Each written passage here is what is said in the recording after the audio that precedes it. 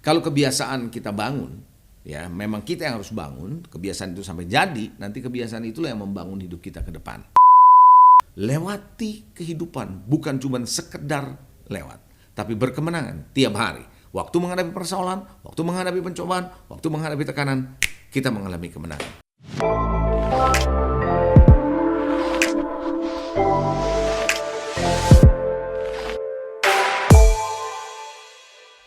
Shalom, haleluya, puji Tuhan, Tuhan memberkati kita semua. Saya percaya saudara dimanapun Anda berada ketika menyaksikan podcast ini, selalu Tuhan melindungi Anda dan ada dalam kondisi yang luar biasa tentunya ya. Puji Tuhan. Saudara, kali ini masih saya akan berbicara tentang kebiasaan. Saudara, bagaimana kita perlu membangun kebiasaan. Di episode-episode sebelumnya, saya sudah bicara bahwa membangun kebiasaan itu harus secara sengaja, harus secara sadar dibangun. Kalau enggak akan terbangun. Dan ingat, saya pernah katakan bahwa kalau kebiasaan kita bangun, ya memang kita yang harus bangun, kebiasaan itu sampai jadi, nanti kebiasaan itulah yang membangun hidup kita ke depan.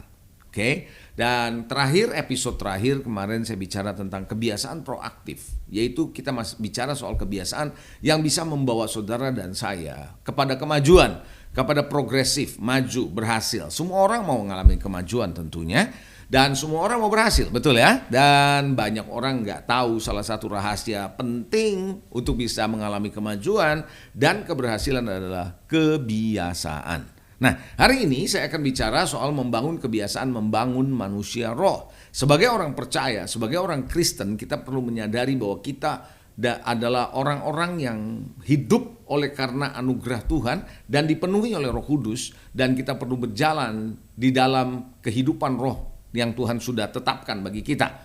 Dan oleh karena itu, saudara, membangun manusia roh bukan lagi menjadi sebuah opsi, tapi menjadi sebuah keharusan dan perlu menjadi kebiasaan sampai manusia roh kita terbangun dengan kuat. Ada satu ayat firman Tuhan yang menarik tentang Yohanes Pembaptis dalam Lukas pasal 1 ayat ke-80. Firman Tuhan berkata bahwa adapun anak itu bertambah besar dan makin kuat rohnya. Perhatikan, makin kuat apa? Rohnya. Dan ia tinggal di padang gurun, saudara. Sampai kapan? Sampai hari ia harus menampakkan diri kepada Israel. Artinya saudara, Tuhan membiarkan Yohanes Pembaptis ada di padang gurun sampai waktunya ready, siap, baru dia dimunculkan. Sampai kapan? Ketika rohnya makin kuat.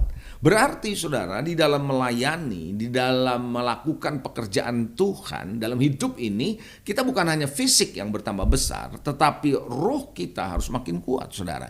Bukan hanya pengetahuan yang makin bertambah, tapi juga roh kita harus makin kuat. Oleh karena itu, kalau kita sungguh-sungguh membangun atau mengerjakan bagian dalam saudara dan bagian dalam saya, is the spirit man, the inner man, maka Tuhan akan bisa melakukan banyak hal melalui kita. Saya ulangi, kalau saudara dan saya sungguh-sungguh bisa membangun atau mengerjakan bagian dalam, the inner man ini, kita biasa bangun manusia roh kita, maka Tuhan bisa melakukan banyak hal melalui saudara, melalui saya. Efesus 3 ayat 20 firman Tuhan bilang apa? Bagi dialah yang dapat melakukan jauh lebih banyak. Beyond, exceeding beyond kalau dalam bahasa Inggrisnya. Jauh lebih banyak. Jauh lebih banyak dari apa? Daripada yang kita doakan atau kita pikirkan. Jadi pikiran kita terbatas dong kalau begitu. Yes, kalau gitu doa kita pun terbatas. Yes, dia bisa mengerjakan jauh lebih banyak dari apa yang kita doakan dan apa yang kita pikirkan. Seperti yang ternyata dari kuasa yang bekerja di dalam kita. Perhatikan, seperti dari apa? Kuasa yang bekerja dalam diri kita. It's about the power worketh in us, dalam diri kita. Jadi Bapak Ibu Saudara, apa yang di dalam ini makin kita bangun makin kuat, maka realitas di luar, mujizat yang di luar, yang Tuhan mau kerjakan, itu semakin dahsyat. Beyond, exceeding beyond. Jadi apa yang ada di dalam diri kita sangat menentukan apa yang ada di luar kita. Bisa katakan amin. Nah, saudara, ada juga satu quote yang pernah saya dengar, saudara ya, berkata begini. Urusi kedalamanmu, maka Tuhan akan mengurusi keluasan pelayananmu. Wow, urusi kedalamanmu, maka Tuhan akan mengurusi keluasan pelayananmu. Banyak orang sibuk mengurus keluasan pelayanannya. Ya, makin banyak di Instagram, makin banyak di sosial media, supaya orang makin dapat like-nya makin banyak, followernya makin banyak. Saya nggak bilang bahwa itu salah loh ya. Tapi saudara, kita hanya urusin itu, tapi lupa kedalaman. Nah, Tuhan berkata, urusi kedalamanmu, maka dia akan urusi yang namanya kelebaran pelayanan kita, keluasan pelayanan kita. Dan dia pasti pakai kita, saudara. Nah, di masa Pentakosta ada satu yang menarik, saudara. Ketika Anda tentu semua tahu ya cerita di Pentakosta ya, di mana awal kegerakan gereja dimulai, bukan? Nah, saudara, ketika orang-orang itu murid-murid Tuhan 120 di upper room, di ruang atas, mereka terima baptisan Roh Kudus dengan lidah-lidah api, seperti lidah-lidah api, Roh Kudus turun dan mereka mulai berbahasa roh, berbahasa asing yang mereka sendiri tidak ngerti. Yang menarik adalah orang-orang asing yang ada di sekitar mereka pada waktu itu mendengar mereka ngomong. Dan mereka ngerti. Anda bisa baca dalam Kisah Rasul pasal 2 ayat yang ke-6 sampai dengan ayat yang ke-9, ayat ke-12. Sampai ayat yang ke-7 mereka bilang, bukankah katanya mereka semua berkata-kata yang berkata-kata itu orang Galilea? Kok orang Galilea bisa ngomong bahasa kita katanya? Bagaimana mungkin mereka bisa ngerti bahasa kita katanya gitu? Yaitu apa? Orang-orang Persia, orang-orang Media, Elam dan Pamfilia, Mesir, dan begitu banyak orang mereka bilang, bahkan orang Arab, kok bisa ya ngerti? Nah, saudara, dari sini saya bisa mengatakan begini, pengertian secara natural yang mereka ngerti bahasa yang diucapkan oleh 120 orang murid, secara natural mereka ngerti. Itu terjadi kenapa? Karena roh manusia, yaitu 120 orang yang ada di upper room, di ruang atas, connect dengan Roh Kudus. Nah, ketika Roh Kudus bersama dengan roh mereka mengucapkan kata-kata, perkataan-perkataan yang didengar oleh orang-orang asing ini adalah bahasa mereka, bahasa natural mereka. Mereka bisa mengerti. Jadi artinya apa, saudara? Dalam hal ini kita bisa melihat bahwa lewat membangun manusia roh kita bersama dengan Roh Kudus, kita dimampukan oleh Tuhan untuk bisa mengerti hal-hal yang berasal dari surga. Dan bahkan Tuhan bisa memberikan kita pemahaman bagaimana untuk bisa bergerak bersama Tuhan secara natural, tetapi secara supranatural. Gimana tuh, saudara? Kita bergerak secara natural tapi supranatural. Mereka 120 orang berbahasa roh secara supranatural, tapi didengar oleh orang-orang asing yang di dalam bahasa mereka secara natural. Menarik bukan? Nah, jadi saudara, ketika kita membangun manusia roh, kita bukan cuma bisa mengerti hal-hal surgawi saja, tapi apa yang dikatakan oleh para pemimpin kita, saudara. Nah, saudaraku yang dikasihi, itu sebabnya mari saya mau ajak saudara apa yang terjadi sebenarnya ketika saudara dan saya membiasakan diri membangun manusia roh saudara dan saya. Mari kita melihat ada beberapa poin yang perlu Anda perhatikan. Yang pertama, ketika Anda membangun manusia roh, yang terjadi pertama adalah mampu atau saudara dimampukan, saya dimampukan untuk menghadapi pencobaan dan tekanan hidup ini. Saudara, hidup ini makin hari makin kompleks, bukan? Hari ini, saudara, kehidupan bukan hanya rumah tangga, bukan hanya pribadi, bukan hanya gereja, tetapi kehidupan berbangsa, bernegara, masyarakat makin pusing loh, saudara. Kompleks, makin rumit, betul nggak, saudara? Apalagi dengan kehadiran sosial media. Wow, itu akan membuat kondisi makin tidak mudah. Nah, tekanan-tekanan hidup ini secara fisik, secara badan ini sudah natural, dan tekanan pada jiwa membutuhkan kekuatan dari roh dari dalam untuk bisa paling tidak, saudara, membackup kita, menolong kita untuk menghadapi itu. Kekuatan dari dalam itu jauh lebih dahsyat daripada apa yang terjadi di luar. Saudara, kenapa Daud berani menghadapi Goliat emang? Goliat kan secara fisik jauh lebih gede daripada Daud. Kok dia berani? Karena dia tahu ada sesuatu di dalam diri dia. Itu sebabnya kenapa tadi Lukas 1 ayat 80 yang tadi kita baca, bagaimana seorang Yohanes Pembaptis dipersiapkan oleh Tuhan untuk membangun manusia rohnya dulu. Kenapa? Karena dia, si Yohanes Pembaptis ini, harus berhadapan dengan orang-orang Farisi dan ahli Taurat yang bisa menekan, mengintimidasi. Karena mereka adalah pemimpin-pemimpin agama pada waktu itu. Saudaraku yang dikasihi Tuhan, begitu juga Yesus, dia harus dicobai oleh setan. Saudara, kekuatan rohnya ini penting, saudara. Karena itu Rasul Paulus juga berkata apa sih? Kita berperang bukan melawan darah dan daging. Efesus 6 kan bilang begitu, saudara. Kalau Anda baca dalam ayat 11-12, tetapi kita melawan penghulu-penghulu di darah, penguasa-penguasa, pemerintah-pemerintah yang nggak kelihatan. Bagaimana saudara kita bisa berhadapan yang tidak kelihatan spiritually, secara spiritual, kita nggak bisa lihat. Kita nggak mungkin melawan dengan daging kita dong. Kita nggak mungkin melawan dengan akal kita. Tapi kita perlu melawan dengan kekuatan roh yang dari dalam ini. Ya, oleh karena itu saudara, kita perlu saudara betul-betul membangun manusia roh kita supaya kita apa? Lewati kehidupan, bukan cuma sekedar lewat, tapi berkemenangan tiap hari. Waktu menghadapi persoalan, waktu menghadapi pencobaan, waktu menghadapi tekanan, kita mengalami kemenangan. Ada amin? Itu yang pertama saudara. Kenapa kita perlu membangun manusia roh kita? Saudara, membiasakan diri apa yang terjadi. Yang kedua adalah kita akan mudah mengerti dan menangkap apa yang disampaikan oleh Tuhan dan pemimpin rohani kita. Saya perhatikan saudara, saya sebagai gembala sidang seringkali menghadapi realitas dari waktu ke waktu. Ada orang-orang yang belum bisa menangkap apa yang saya sampaikan atau apa yang saya khotbahkan. Bukan berarti mereka nggak dengar, bukan. Tetapi ada hal-hal tertentu saudara yang saya bicara, ketika bicara di dalam dimensi spiritual, maka itu harus ditangkap dalam dimensi spiritual, dimensi yang sama. Frekuensi radio AM harus ditangkap dengan radio yang punya frekuensi AM, betul. Frekuensi stasiun radio FM harus ditangkap oleh radio yang punya frekuensi FM yang sama, betul.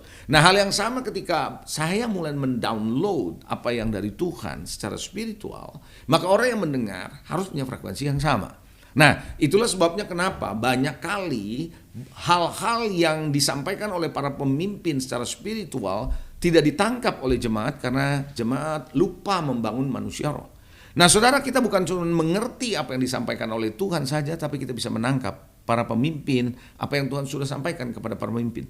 Ini penting, karena ketika secara korporat bersama-sama dalam gereja bergerak dalam secara spiritual, maka ini menjadi kekuatan yang luar biasa. Gereja mula-mula, saudara, kalau Anda perhatikan, mereka bisa bergerak bersama-sama karena jemaatnya juga mengalami yang namanya kegerakan di dalam roh.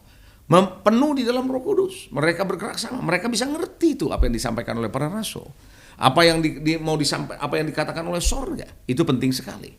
Hal yang ketiga saudara, saya percaya saudara, penting sekali ketika kita membangun manusia roh kita, maka akan terjadi kesatuan dan ikatan roh satu sama lain. Kesatuan, ikatan roh satu sama lain, sehingga punya satu tujuan, punya satu kepentingan yang sama.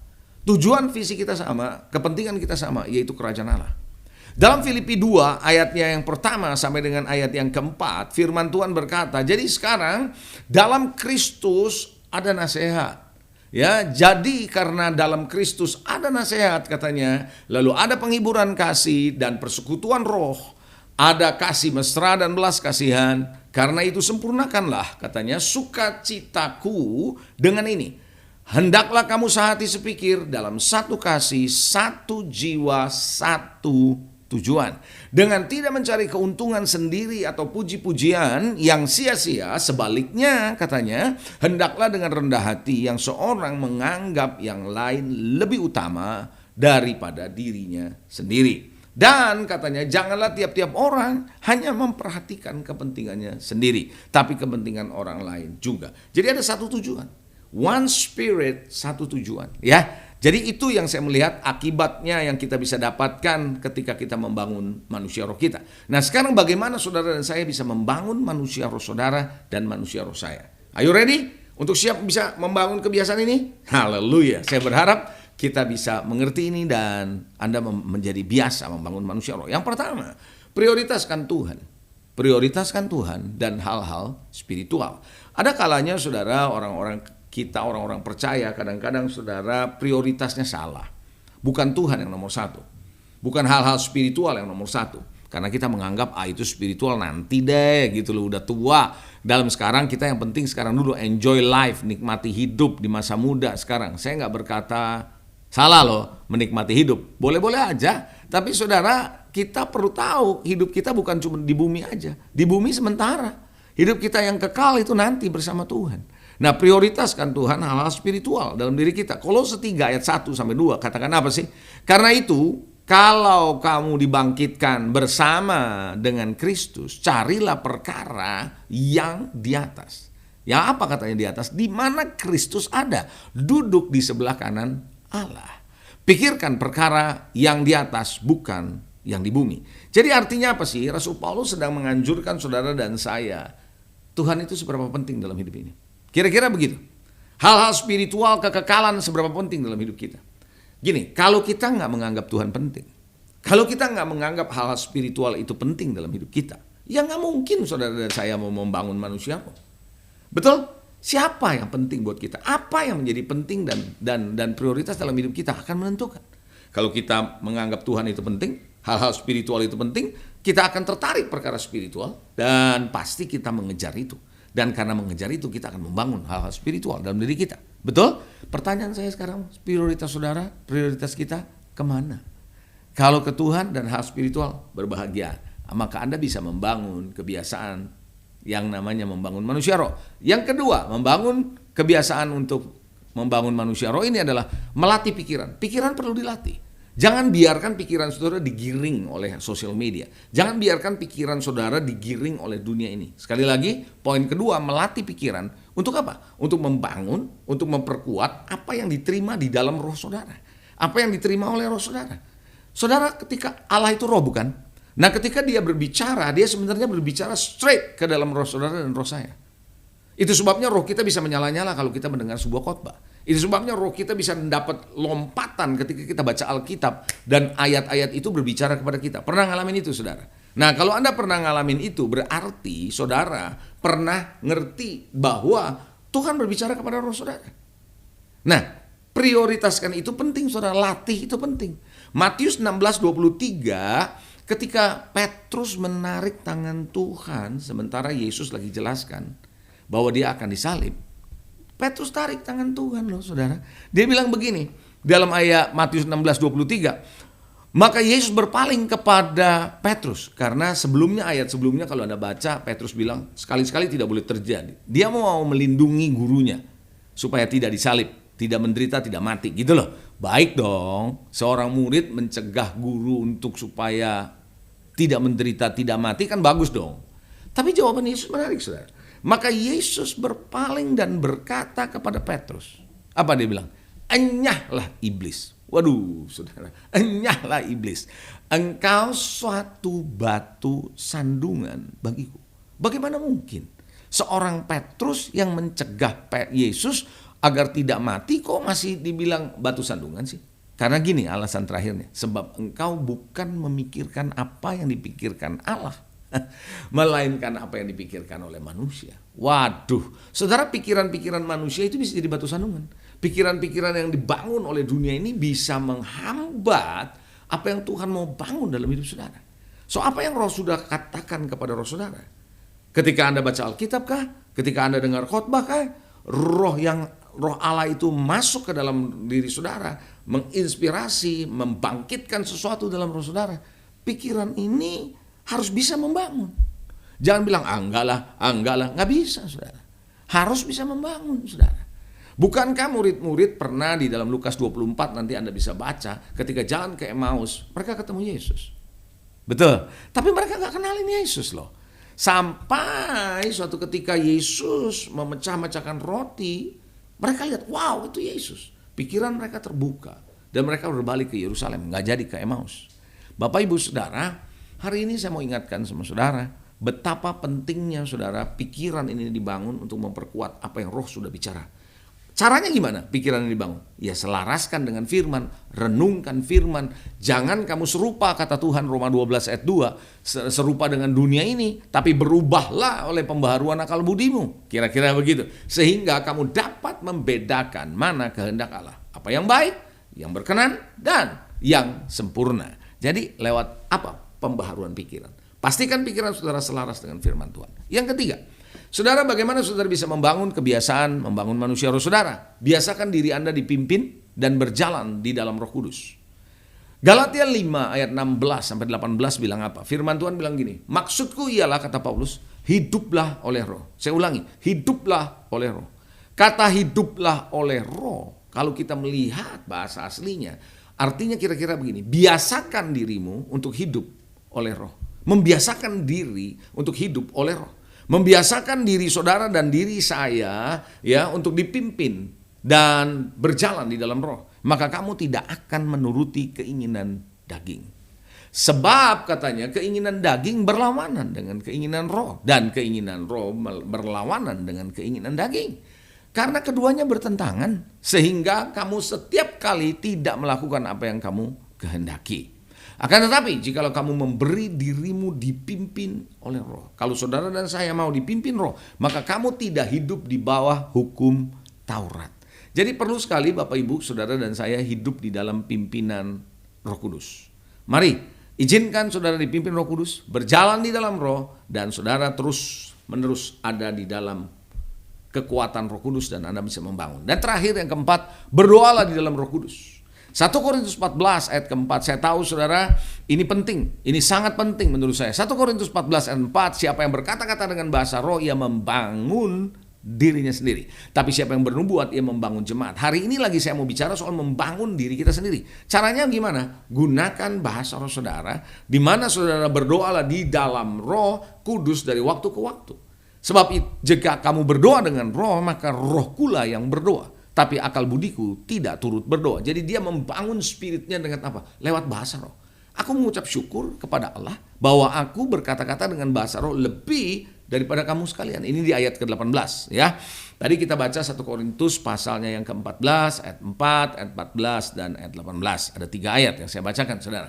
Jadi dia bilang gini, siapa yang berbahasa roh, dia membangun dirinya sendiri. Lalu kemudian, kalau aku berdoa dalam bahasa rohku, rohku yang berdoa.